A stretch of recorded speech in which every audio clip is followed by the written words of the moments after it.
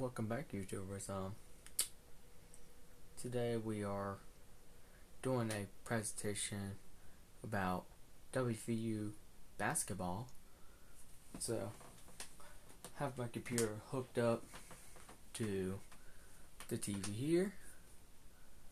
The reason why there's a flash on, not the normal light, because it glares off the TV, and so that's the reason why there's a flash on. That's why the lights are off, so we have to do all this. So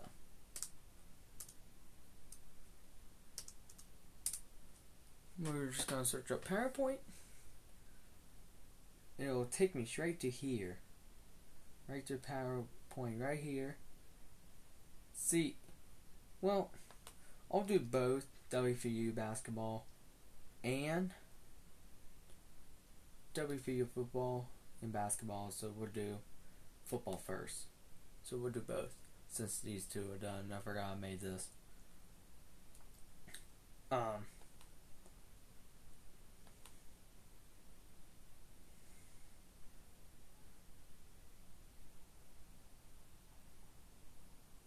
I think my presentation is still trying to load. Yep. Alright, here we go.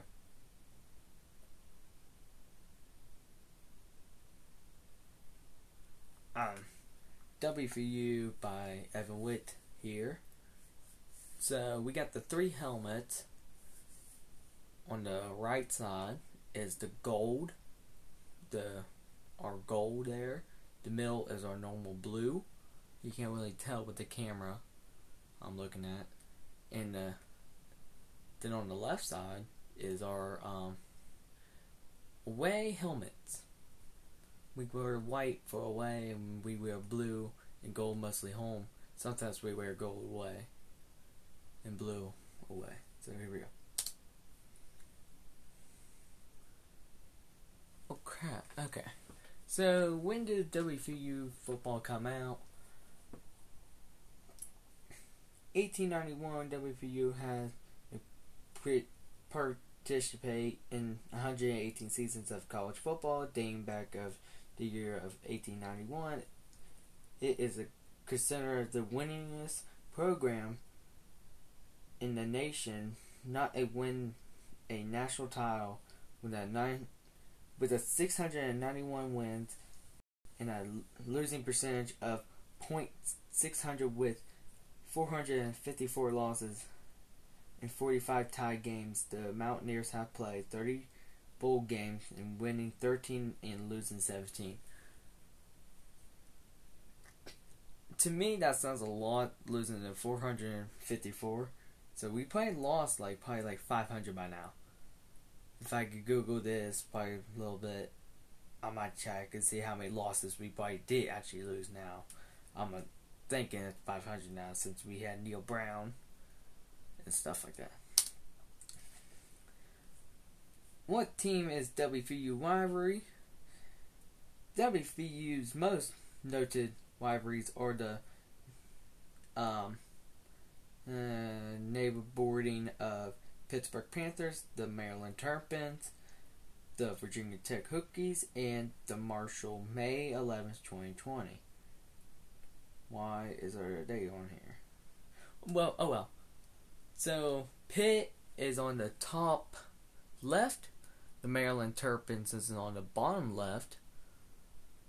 The Herds, the green and black, that's Marshall, and the VT on the bottom right is the Virginia Tech Hokies, and the Marshall is the top right. So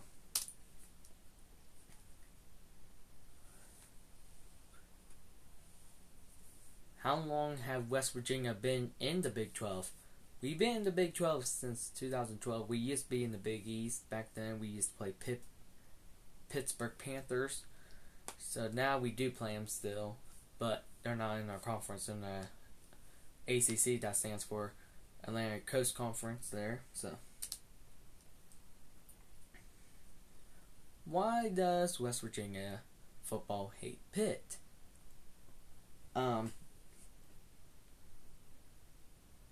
The football series was first played in 1895, and the game has historically been one of the more intense rivalries in the eastern United States. The rivalry between the two schools is due mainly to proximity. WVU's campus in Morgantown, West Virginia, is only about 70 miles south of Pittsburgh via Interstate 79, and two schools often compete for the same recruit. So we called this game the Backyard Brawl. So, and if you go to Pittsburgh, you pretty much stay on route on Interstate 79. You'll be right at the football field in no time. So, this one, I don't know. I think I copyright this, but I can't remember. It's been a long time. The West Virginia Mountaineers college football team represents the West Virginia University. Stands for pretty much WVU. That's why we call it. In the Big 12 Conference, the Big 12, the Mountaineers compete as a part of the NCAA Division I Football Bowl division. The program has 35 head coaches since it began play during the 1891 season. Since January 2019, Neal Brown has served as West Virginia's head coach. Neal Brown's been coaching for a very long time, so.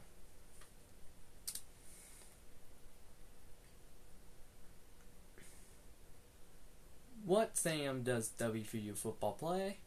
Mountaineer Field at, I can't really pronounce their name really. I'm not that good, but a lot of people call it Mountaineer Field because it's good. So, what teams do WVU play in the Big 12? Okay.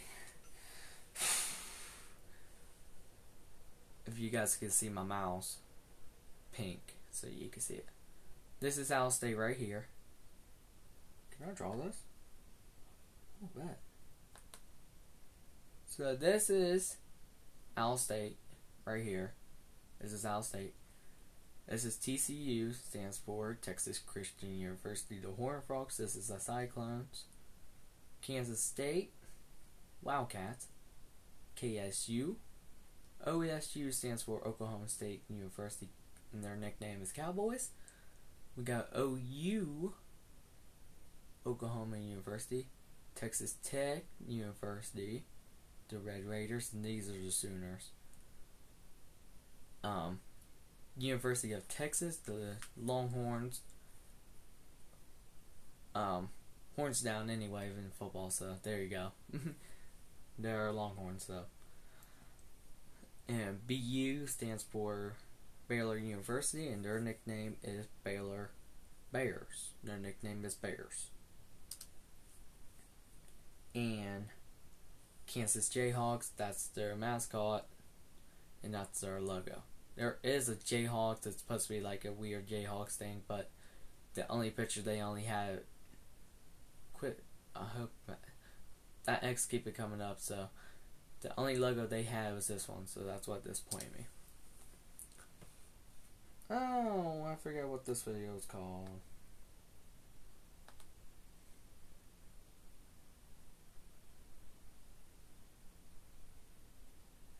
How do I do this?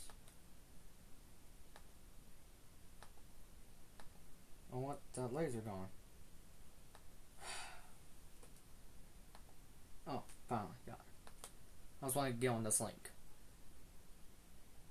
This is going to talk about Pitt University of WVU football. It's an 8 minutes and 35 seconds video. So, this is explaining to you guys about the Pitt University. What's going on YouTube? Today we're going to jump into our college football rivalry series. We're going to break down games, rivalries all year, maybe that you don't have that much history on, you don't know that much on, and yeah, we're going to jump into them. So we're going to be talking about the Backyard Brawl. Comes on this Thursday on ESPN, and it's going to be between Pitt and West Virginia. And we're going to talk about why this is so important because they haven't played it in 5 years.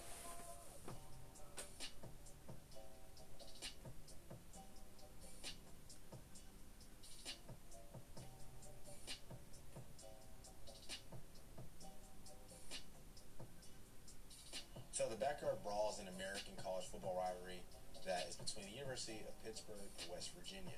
Now, it's super important that the rivalry is called the Backyard Brawl because the universities are approximately 75 miles away. I'm gonna stop that. Right there is the route. This whole route right here, that's all 79. That's all Route 79 to Pittsburgh. So, there you go. They're on Interstate 79. It's one of the 14th oldest rivalries in the United States. It's typically shown on national television. There's been 104 games total played between the two schools, and Pitt leads the series 61, 40, and 3. So Pitt looks like they have the upper hand. It makes sense. If you guys don't know, Pitt is known as one of the most all-time greatest collegiate programs. They're kind of slept on. They produce players like Dan Marino, Tony Dorsett, Aaron Donald, Darrell Revis, Larry Fitzgerald. So a ton of legends, off the top of my head, and I'm sure there's a lot more. But those are kind of the guys that come off the top of my head. The history of the game, the football series was started in 1895. It's been one of the more intense rivalries between the two schools, just due to how close Morgantown is to Pittsburgh, where Pitt is at. They often compete for the same recruits, as you guys might know, recruiting the same backyard. And, it's been a tradition. From approximately 1962 to 2011, the series alternated between Pittsburgh and Morgantown on a yearly basis. Before that, the games were held in Pittsburgh on an almost regular basis, so that wasn't even a neutral site. If you guys don't know, the Steelers obviously play there, and Pittsburgh is playing there right now at Heinz Field. So that's the field where West Virginia had to play one year. That's when we had JT Daniels. Just probably due to the facilities and things like that. At one point, Pittsburgh hosted the game 11 years in a row is what I'm reading in. That's crazy. That's just wow. That's really crazy. Like to see that the amount of games and man.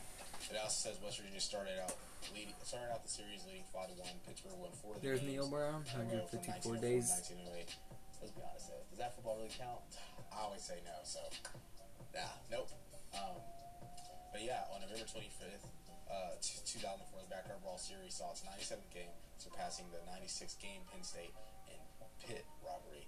So that was Pitt's most played rivalry at the time. They just beat the Pitt's head coach, and I think he retired. I forget what happened to him. 16-13, the win at Heinz Field. On December 2007, the 100th Backyard Brawl took place.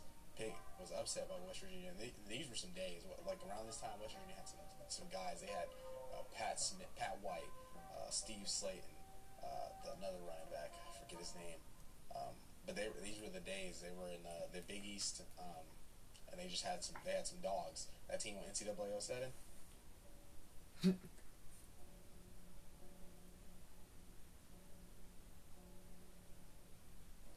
That makes no sense there. A problem. Simple as that. A problem. 07, 06, a problem. Pitt was upset by West Virginia by a score of 13-9 coming to the game. West Virginia was ranked first in the coaches poll and second in the BCS AP poll. I'm telling you, they had some dogs. With the loss, West Virginia's BCS National Championship games chances were lowered. From out here, they also talk about them wearing specific jerseys and things like that. I don't really know if they use a trophy or have a trophy to kind of, talk about what happens when the trophy, whoever wins the game, what trophies gets, given to the winner. But it also says, on September 18, 2011, Pittsburgh announced its departure from the Big East, which we know they're also in the ACC now. And West Virginia is in the Big 12 now, which geographically doesn't make a whole lot of sense, but they're there. And it says a month later, West Virginia would receive an invitation to the Big 12. Both universities were now in different conferences, and their Backyard Brawl was put on a hiatus. It's just sad to see when these rivalries don't exist. I mean, I'll be talking about more rivalries as they take place. Maybe they don't play this year, but kind of want to get in depth and talk about. There's old Bill Stewart. But it also talks about. It also says yes in September 2015. Both universities agreed to a 4-game series running from 2022 to 2025. Both universities announced the addition of 4 more games from 2029 to 2032.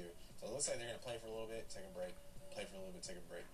In my opinion, they should just find a way to work around it. And I just think rivalries are important. I mean, we see Florida and Florida State play yearly. We see Georgia and Georgia Tech play yearly. We see, you know, it's possible to do it. USC Notre Dame, it's possible to do it. Hopefully Oklahoma and Not the Oklahoma rivalry. State do it when Oklahoma goes to SEC, but it is possible to do it. So I feel like there's really no excuse or no real valid reason. Yeah, that's kind of like the gist of the Backyard Brawl. This is really the first one I wanted to start with. I do know West Virginia is wearing their Country Road uniforms this game. Take me home. The unveiling of that uniform was super fire, super dope. So that'll There's be those exciting to see jerseys for that aspect. they wore against Pitt. And, They were awesome. I like them. yeah, They had a what's gonna be route cool on about the this numbers and on the is shoulder that we're gonna things. be on for the first time in a while. So people like me, I knew about Backyard Brawl, but I wasn't, I was at an age where I was only watching Oklahoma or like the Big 12. I wasn't really watching. And then This SEC, was in obviously, 2022. Big 10, but I wasn't really watching like games like this. So now that I'm older, I care about the craft more. Obviously, I love providing you guys college football content. I wanted to make sure I did my due diligence and kind of took the time to understand the rivalry. Obviously, can't relate on the level that West Virginia or people that live in Pennsylvania feel about this rivalry. But I want to give it my opinion, go in depth, and go and talk about it. Now, my winner for the game, unfortunately, I don't think West Virginia will have enough answers for Pitt. I think Pitt, with losing Jordan Addison and Pickett, I think Pitt's just adequately equipped on the coaching standpoint and just from a defensive standpoint. I think they have really solid defense over there. Slovis being the quarterback, it should be solid enough for them to get it done. But I just think they'll just be better coached than West Virginia, and that'll ultimately have them winning the game. I don't really know what the spread is on this. I don't think it's more than a touchdown or so, but I definitely have it being close because it'll be scrappy. It's early in the year. Maybe a lot of mistakes and things like that, but got Pitt winning this game. So, but yeah, if you guys like videos like this, we'll be doing rivalries all year. I'm going to try and do them in accordance with the rivalry. Obviously, it might be hard to do that, but I'll try to do it in accordance with the rivalries. And yeah, it's been fun. So hopefully you guys really like these videos, enjoy this content. I love making these videos for you. Be sure to like, comment, subscribe, follow us at Opinionated Media on Instagram. So, pretty much what he said there about West Virginia there, when they had that video there, that's pretty much a thing. Because we play them every single year, and they're pretty good, so. Oh crap, I didn't mean to skip. When did WVU Football Stadium was first built? The year built was 1980. That's pretty old. How many champions? I suppose it's a championship. I forgot. Well, there's championship on the bottom. Did WVU football, did they win? The Mountaineers have won or shared a total of 15 conference championships, including 8 Southern Conference titles and 7 Big East Conference titles. I don't remember it was being Southern Conference. I didn't know that, but oh well. What song does WVU football and Pitt sing? Sweet Carolina. We're not gonna play that song. That's bad. So. What song does WVU football sings? Take Me Home, Country Roads. That is every time if West Virginia wins a game, they play that. Oh, jeez. That's a lot. I think this one's copyright, but oh well. Who is Pat White? White passed up a career in efficient baseball and a 6-figure salary with the blah blah. You guys can read out if you guys can see on this video. I'm not gonna read that all. White-handed is Pat White throwed with. The lefty quarterback was ahead of his time with the dual threat ability, which made him nearly impossible to stop him from 2005 and 2008. He was unstoppable. There's a video about Pat White. White, so we'll watch him.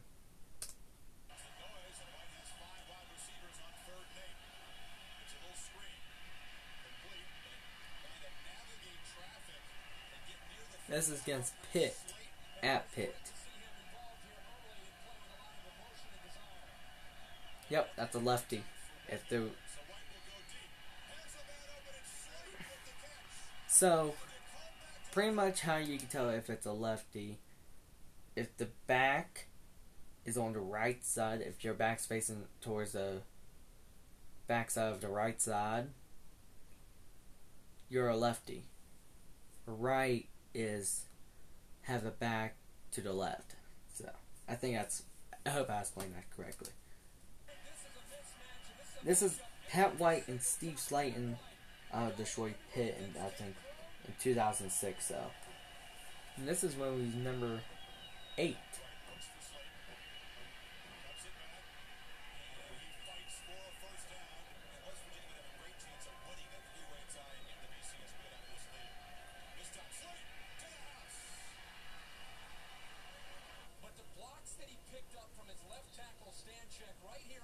Wide open. There's no safety there.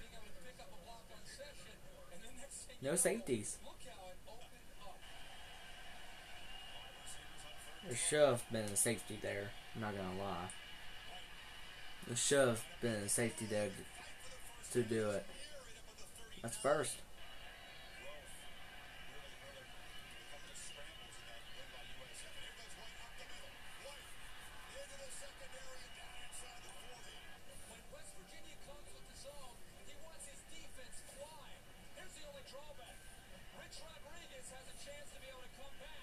They'll fake the jet, and that's pretty much the quarterback keeper.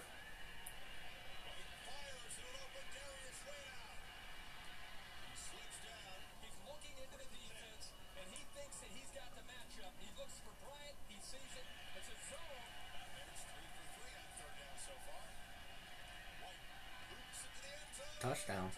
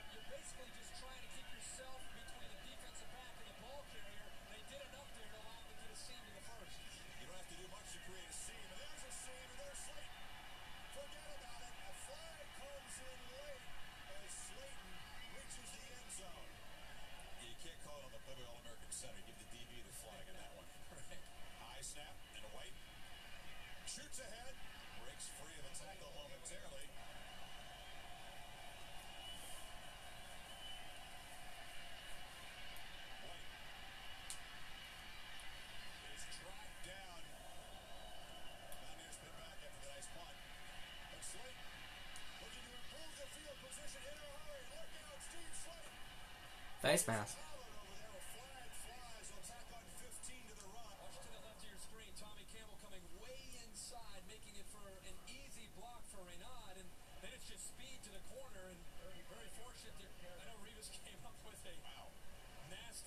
Ripped the whole hat off. Bears looking to build on a 4-point lead. This one is another 8-minute video too. I forgot about that part. Rolls down near the 20. How about that? He's going to read it again. Slayton comes down, and this is a little bit Oh different wow, session. that number 17 didn't even try to hit him. The reason it's different is this time one of the many guys who I'm sure has memories of backyard brawls in the past. White still got it. He's got a crease, and he's got a touchdown. I want to take that play actually, not gonna lie. And, you know, we've got a young one, defensive line trying to. Look at that hole. Yeah, I mean, you know. See, a running quarterback gives you an extra man to be accountable for as a defense, and that's one of the things that Rich Rodriguez does a good job of exploiting. Motion to quarterback and you hand it off.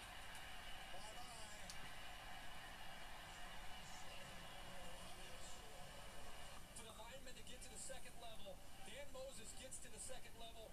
Great turnout block by Jake Figner on Clermont, but it was Dan Moses' block that sealed the hole.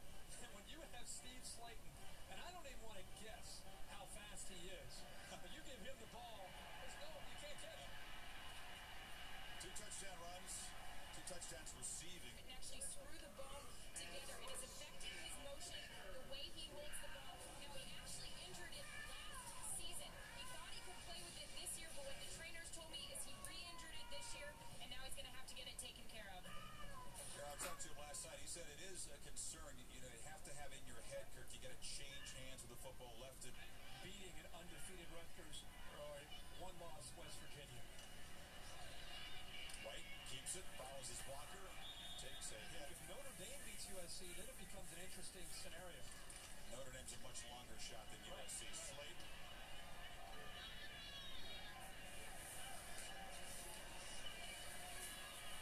White. Still alive. Coming back. First down. Wow. He threw for over 200 yards in the first half, and this carry gets him over 200 yards rushing. And this is great running, great athletic ability, and awful tackling by Pitt. 419 total yards. If you add together rushing and passing, we'll call it 418 on that graphic. And Slayton, by the way, the first Mountaineer player ever, Kurt, to rush for 100 and have 100-plus receiving yards in the same game. First ever. Big hit there. Losing the helmet. Yeah, get out, kid. Slayton. And Restow is fast in a straight line, though. Just like this guy. Slayton. Touchdown. Oh no, that's not a touchdown, not mine. Maybe he's finally starting to show some fatigue. We have seen this the entire second half. After catching the ball for big yardage, now he just sets up that left shoulder, right? Into Clint Session. He wants to stay in bounds and keep the clock moving. Is there a better running back in the country than Steve Slayton? Not right now. Yeah, in college, there's no 2 minutes. Steve Slayton's the best back in the country. For Steve Slayton, perhaps New York is a Heisman finalist at least. Rushes for 220, 130 receiving, a regular 5-star player of the game. Again, the first Mountaineer ever over 100 rushing and receiving. He scored 4 touchdowns. Crap. Looks like you've got Dairyland Auto Insurance. Okay.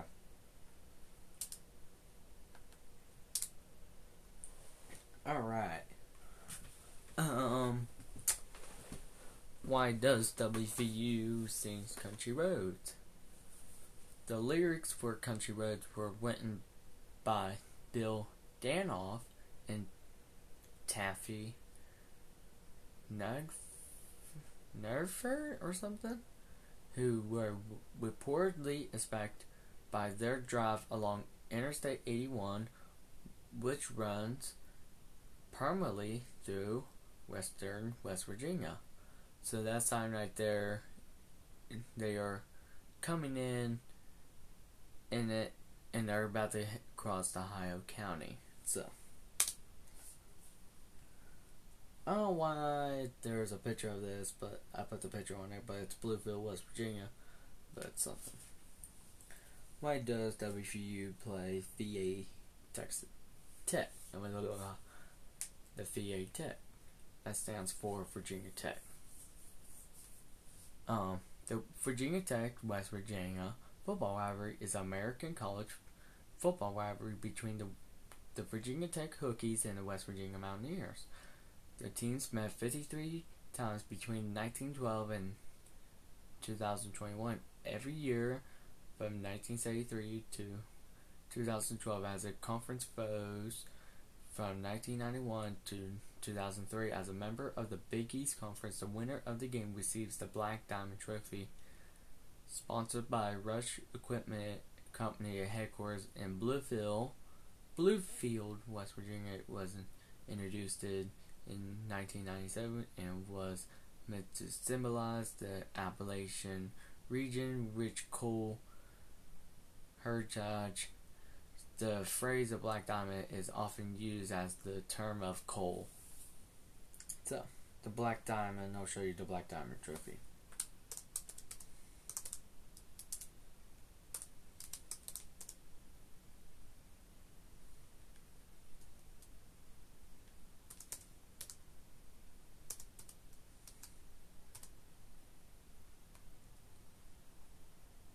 I'll show you an image of that. So, right here is pretty much the Black Diamond, so that's the Black Diamond right there. Has our logo and the Virginia Tech Hokies on it. So, there you go.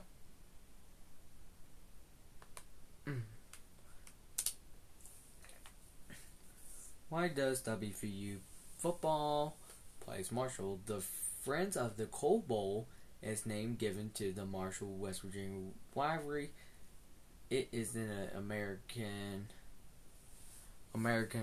college football rivalry game played by the Marshall Thundering Herd football team of Marshall University and West Virginia Mountaineers. Teams of the West Virginia University. The game was sponsored by the Friends of Coal, a coal and dynasty trade group. So pretty much they do this as a friend of coal, because we have coals. Like, we go coal mining for people and stuff, blah, blah, blah, and stuff like that. So, why does WVU football plays Maryland? MD stands for Maryland. The two schools are strong rivals due to several factors, including similar recruiting areas and the relativities, short distance between each other's approximately the 210 miles, 340 kilometers apart. The two teams are played in 1919, and the series ran uninterrupted from 1880 to 2007. Bill Sturt don't really care. His son coaches for West Virginia as a tight end coach. So, Sturt's coaching career began at his alma mater of Fairmont State, where he was a student assistant coach for a season, and he became an assistant coach for Sistersville High School in Sistersville, West Virginia in 1975. In 1977, he moved to Southland College, where he is assistant football and her track coach for 2 seasons. In 1979, he was assistant coach at University of North Carolina. He also assistant coach at Marshall University, 1980. Who is the mascot for WVU? The West Virginia Mountaineers is the official mascot of West Virginia University, WVU. Selected him unanimously since the 1930s from the university students' body. The mascot is popular transition at the schools. The Mountaineers appears in a buckskin costume at West Virginia Mountaineers football games, men's and women's basketball matches, and other university sponsored events. The end. Thank you for listening, and we got one more presentation, and we'll be good. What's next? Oh, credits. That's really nothing.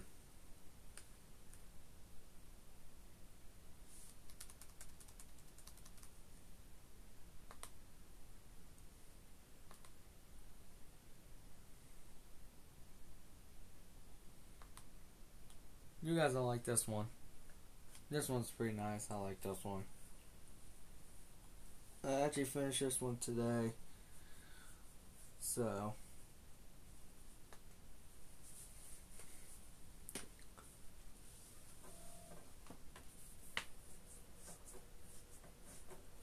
WVU Basketball by Evan Witt. When did WVU basketball come out? The modern era of West Virginia basketball history began in 1955 with the emerge of sophomores guards Hot Rod Hundrey and newly appointed head coach Fred Sage. The Mountaineers finished with a 1911 record and earned the first NCAA tournament appearance in the school history under Harley Lee. And then we got Bob Huggins, Big Bear. How long was Bob Huggins been coaching? Huggins completed as a 935 and 414, 693 records in 41 seasons as a head coach, which includes the St. Wash College in 1980, 83 through 83, Akron 1984 through 1989, Cincinnati 1989 through 2005, Kansas State 2006 to 2007, and West Virginia 2007 and present. Well, now it is 2023 because he's not a coach. How old is the WVU Coliseum? 54 years old. I forgot to put old, so that's what I meant. It's old. Pretty much for the Marching Band for football, they do like a Coliseum. So, I think that's what they do. When did the Coliseum was built? 1970, that's when it was built. How many national championships did WVU basketball win? WVU has won 13 conference tournaments championship and has 31 appearances in the NCAA tournament, including the 2 Final Fours. Mostly, the 2010, the Mountaineers have also appeared in the 16 National Innovation Tournament. So, there we go. What is WVU basketball rivalry? Pittsburgh Panthers, the Maryland Terrapins, and the Virginia Tech Hokies. So we pretty much know what teams is there and stuff and like that. We explained this in the football one, so you guys should know that. Oh, what teams are in the Big 12? Alright, when we get laser time. BU stands for Baylor Bears. The Baylor University, that's the Bears. You can't really tell their logo. Next we got BYU. That's them right here. The Y. That's BYU. I think that stands for Birmingham Young University. UCF Knights. UH stands for University of Houston. That's the Cougars. Iowa State. There's more. Iowa State right here. Cincinnati Bearcats. Kansas. Oklahoma. Texas. Texas Christian University stands for TCU. The Kansas State Wildcats. Longhorns. Bearcats. Jayhawks. Sooners. Horned Frogs. Wildcats. And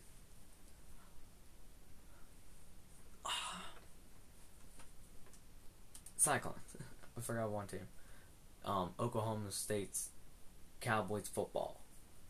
And that's the Cougars, Knights, and we do have West Virginia Mountaineers.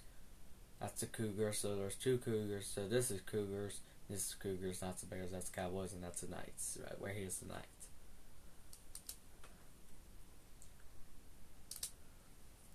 And Texas Tech University, this is the Red Raiders. So, The end. Thank you.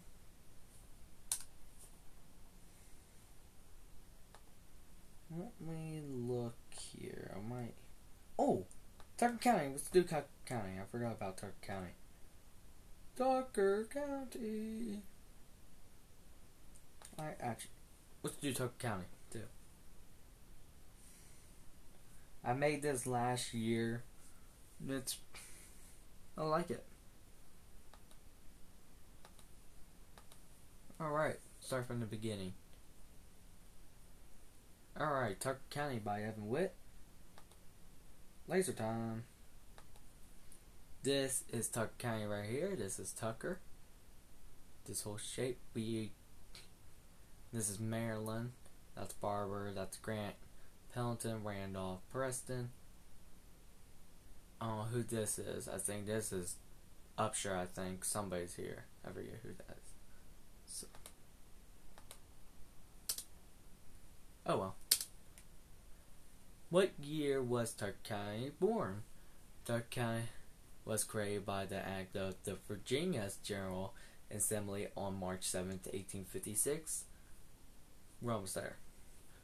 From parts of Randolph County, according to the 1860s census, there was 245 families and 16 slaves living in the county at that time. Yeah, if you looked in back then, I don't know your teacher teach you this yet. You guys should learn about slaves and stuff like that, about West Virginia and stuff like that. So,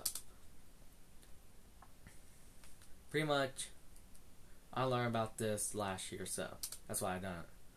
What river runs through Tucker County? Black Fork, Blackwater River, Cheat River, Dry Fork, Glady Fork, Hacks Run, Horseshoe Run Road, Johnson Run, Lead Mine Run, Lincoln Lead Mine Run, Lincoln Creek, West Virginia, Schaefer's Fork, Thunderstruck Run.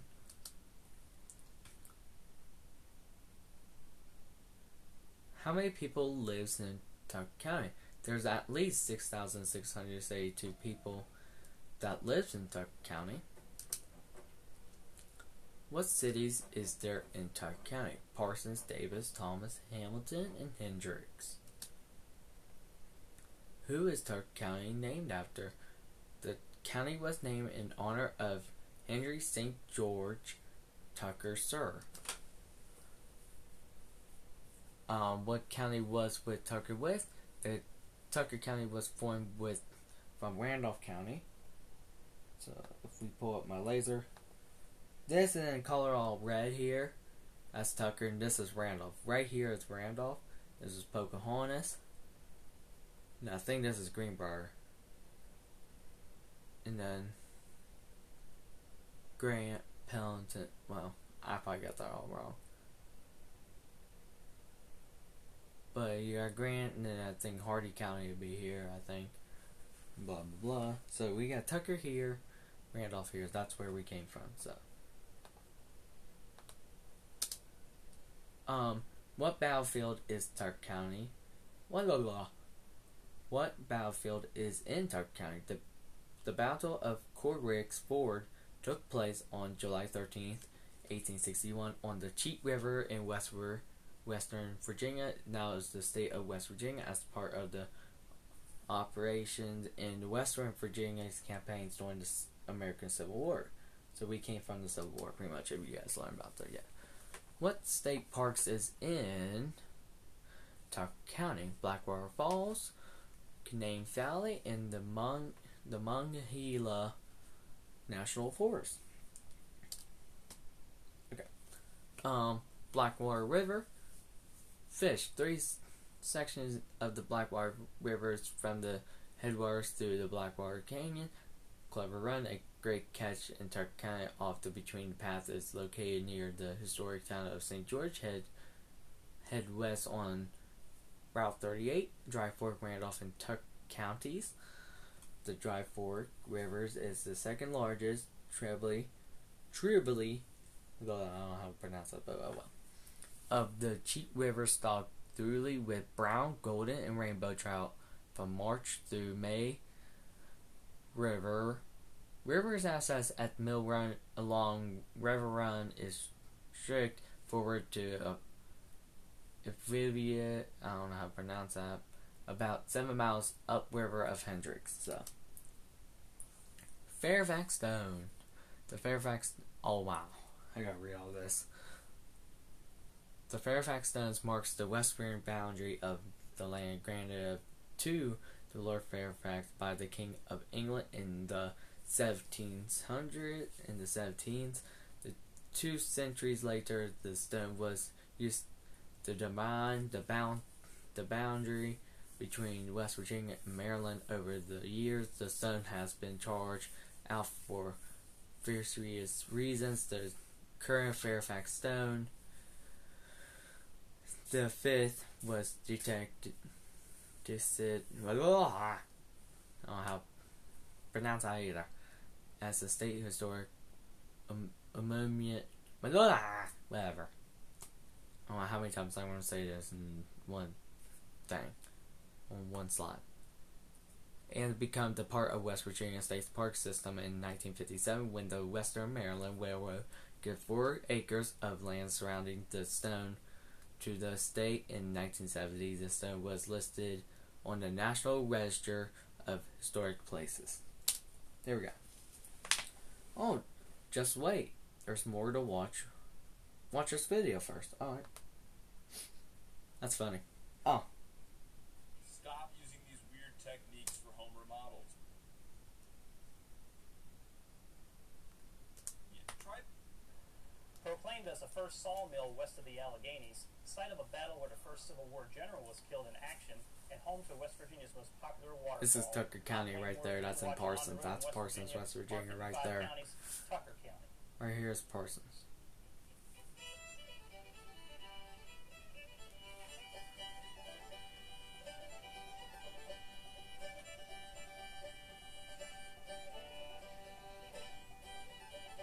Well, he's back at Parsons now. Oh. Long before Tucker County was a mecca for tourism, it was a rugged. Oh, where's that at?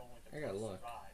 One of those tough guys was a German immigrant named John Menier, who not only led Tucker County's first permanent settlement in 1776 in what is today's St. George, but was also known as a dude who established the very first sawmill west of the Alleghenies. Unfortunately for John and his son Jonathan, their time here in Tucker County was very brief as the natives caught up with them, which back then usually meant a tomahawk to the head. As for further settlement to the region, it was pretty slow going as the county only had around 1,400 residents by the year 1860. Now the Civil War would bring more conflict to the region as many would. Yep, that's Blackwater Falls State Park right there. In the years following the Civil War, this once rugged and remote land Timber rattlesnakes are up in there, so be careful if you go up there. Though Tucker County didn't experience any large-scale battles or skirmishes during the war, it was the site of one small battle that would make the history books. To make a long story short, both Confederate General Robert Garnett and Union General Thomas Morris's forces fought for 5 days at the Battle of Laurel Hill. Barber County. After Barber County, right there. Confederates were defeated at nearby Rich Mountain in Randolph County, and also being overran by General Morris's Union forces, General Garnett and his men headed to Tucker County. That's in Parsons right there. At Corks Ford. During the battle, General Garnett was shot and killed, making him the very first Civil War general on either side to be killed in action. Now, the end of the war meant the beginning of America's first industrial revolution, as this once vast and isolated wilderness would catch the eye of men of the likes of Henry Gassaway Davis and his son-in-law, Stephen B. Elkin. That is an Elkin. Henry and Stephen were industrialists and would build the West Virginia Central and Pittsburgh Railway from Piedmont and Monroe County through Tucker County into Elkins and beyond. By 1884, the railroad came to Davis, and what followed was an epic. That is Davis right there. Become the center of the timber industry in the county. 2 miles away in Thomas, it was a And there's Thomas. story as Henry and his brother Thomas Davis opened a coal mine here in 1883. If you fish at the dam, there, that's awesome to fish. And well-known coal companies in the world. With coal came coke, as coal would be used to fire up many beehive ovens that surrounded the town of Thomas.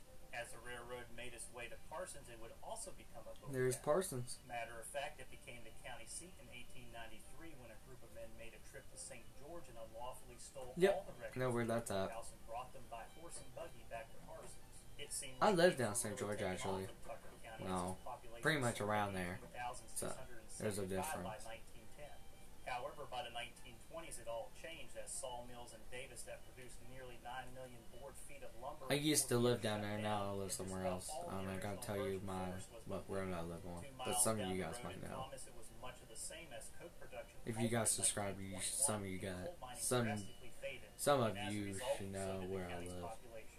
With no trees and no coal, one would wonder what happened to this once rugged Canadian wilderness we Valley. call Tucker County. And your answer? It redefined itself. The expansion of the Monongahela National Forest during the 1920s and Where's 30s it? would Where's keep the that at? deforestation I've never seen that sign in my by life. 1937, I can remember. Blackwater Falls State Park was established, and in 1963, Canaan Valley State Park followed suit. The 1970s I've been there. would also bring more economic opportunities. And I've been there. Canaan I Valley went there on my would 8th grade become trip. a major ski resort. Skiing and other winter outdoor activities. We were did not do that. in this We area. did actual County skiing. in 1987, Timberline Four Seasons Resort even opened their doors. Timberline's pretty However, awesome no to one go visits to. Tucker County without a I just lease never because been there, it's but so popular I heard a park. lot of people say it's awesome. Attracting thousands of visitors every year, That's Blackwater pretty Falls once along the it's Blackwater summer. River plunges almost 60 feet before meandering its way through the Blackwater Canyon. With the increase in popularity Oh, of the Lindy falls Point. and You gotta make sure recreational you cannot opportunities wear a the hat area if you're now on provides, top of the those most industrial things. thriving You can't. communities of If you Thomas get and up on there, Davis you are can't now wear a hat. bustling little tourist towns. And although the timber industry is not what it once was when Henry Gasaway Davis was in charge, the regrowth in forests throughout the county has created industries in manufactured wood products and even charcoal. Which brings us right here to Quarter H in a future that will one day connect the rest of the East Coast with some of our state's most popular tourist destinations. And when completed, will connect Tucker County with endless opportunities. I'm Wayne Worth, and until next time, always remember what we value and hold important to our lives today came from events that happened yesterday, and it's when we begin to understand the events of yesterday that we fully embrace today, which makes tomorrow become less of a mystery. Bloopers. That was not supposed to happen for him. How to open your car I don't door think that while was swimming. supposed to happen. But, oh well. That happens. Well, we already watched that video. Alright. St. George. Okay. Originally as known as Fort Miners and then was Western Fort, St. George was settled in 1774 by the Germans. I don't think this is true. I hate to say it. Oh yeah. Okay, I see now. John Miners and his son Jonathan after early scouting visits to the area. Okay, I think I don't remember it was settled by the Germans. I have to ask him that. I have to ask my chief. Alright. What was St. George named after? St. George in itself was named in honor of George A. Smith, who all through he did not participate in the towns of settlement had partially selected the most of the company of the pioneers of 1861. Oh my goodness. This is kind of different. When was the first flood in Tucker County? On the 35th anniversary of the Great Flood of 1885, when the turns our sites to West Virginia's fast the Monongahela National Forest in the area of paralleled beauty, it became home to unpredicted destruction on the night of November 4th, 1885. The 1.7 million acres watershed drains farms, hamlets, and popular recreation areas, including Dolly Sods, Otter Creeks, and Blackwater Falls, into 5 tributes: the Glady Fork, Lower Fork, Dry Fork, Blackwater, and Schaefer's Fork. Parsons, seat of the Tucker County, sits at the confluence of the 5 rivers and combine into the Cheat River, which flowed directly through town. So that pretty much happened that year. So there you go. Oh, what was the worst flood in West Virginia? January 1957 flood. A dozen of people died in the region, and thousands lost their homes. President Dwight Eisenhower declared the 28 Appalachian counties disaster areas. The National Guard was called in to help. Eisenhower called the cold the worst in almost 100 years. What schools are there in Tuck County? Tuck Valley Elementary Middle School and Tuck County High School. Well, Davis Thomas. I forgot Davis Thomas Elementary Middle School. So that's my fault. I forgot them. It was like I had to make it quick. Thank you.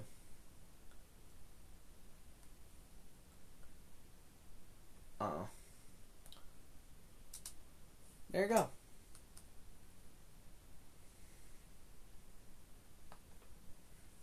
Let's see one.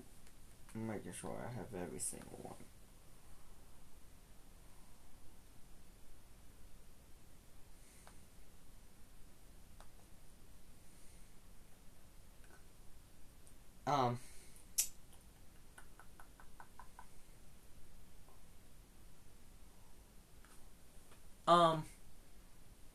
What was I supposed to do?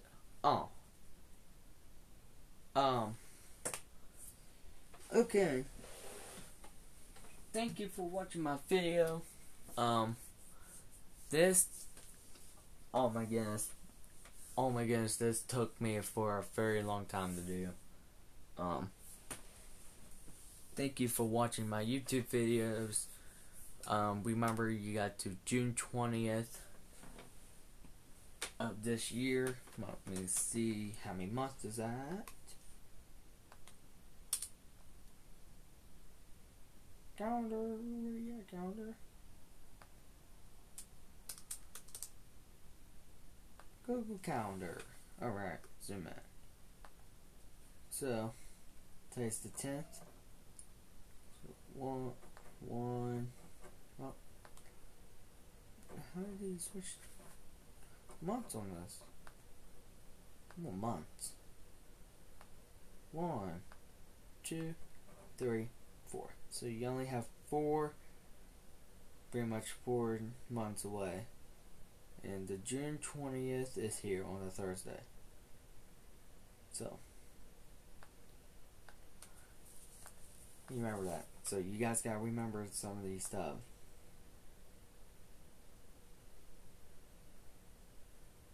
So, there you go. Alright, thank you for watching my video. Remember, you have that till that day. Please like and subscribe, and turn on your notification and make sure to stay on, and make sure you guys watch this video fully, and peace.